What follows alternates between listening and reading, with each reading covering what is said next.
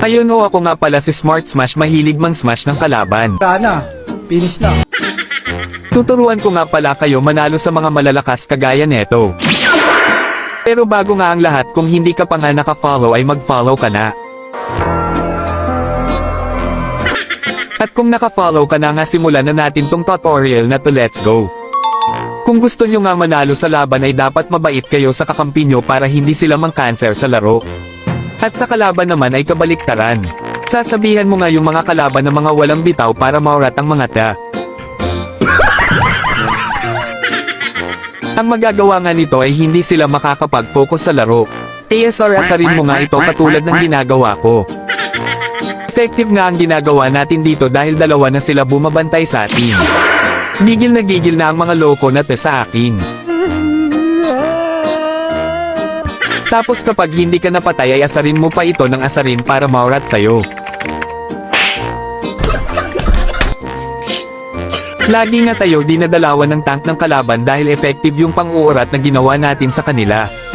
Kaya nga dahil nawala na sa focus yung loko na te ay hindi niya akalain na may kasama na ako. Ang dami naman! Mapipitis nga natin ng madali ito sa by recall para maurat ang kalaban. Nagpapahabol pa nga yung Karina, ayaw na lang tanggapin yung pagkamatay niya sa kamay ko. Tignan nyo nga dito, masyado kabado si Kagura.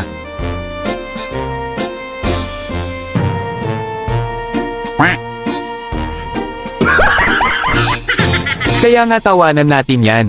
Kakamustahin mo nga yung kalaban para maurat na ng tuluyan ang mga ta. Naurat na nga ang mga kalaban at gusto tayo pitasin, pero dahil malakas tayo ay hindi nila tayo kinaya. Tapos sasabihan mo nga ang mga ta na asa.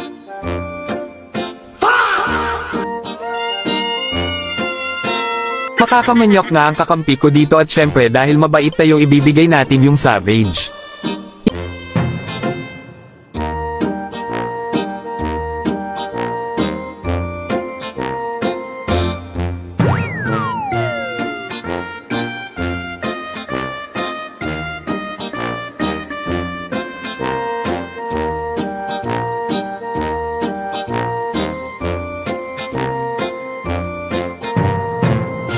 Sana, finish na.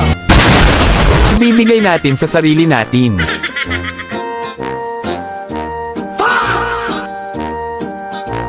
At ganun nga lang manalo sa laro na ito at nanalo na tayo sa digmaan na malalakas lang ang nakakalaban, ayun lang baby.